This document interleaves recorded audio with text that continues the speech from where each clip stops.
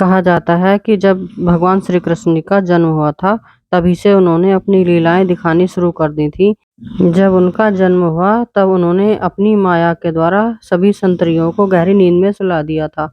Jail के दरवाजे स्वतः ही खुल गए। उस वक्त भारी बारिश हो रही थी, यमुना में उफान था। उस बारिश में ही वसुदेव ने नन्हे कृष्ण को एक टोकरी में रखा और उस टोकरी को लेकर वे जेल से बाहर निकल गए।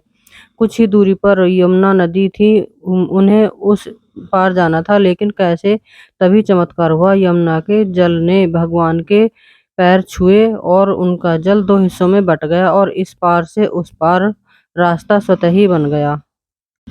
कहते हैं कि वसुदेव कृष्ण को यमुना के उस पार गोकुल में अपने मित्र नंद गोप के यहाँ ले गए। वहां पर नंद की पत्नी यशोदा को भी एक कन्या उत्पन्न हुई थी।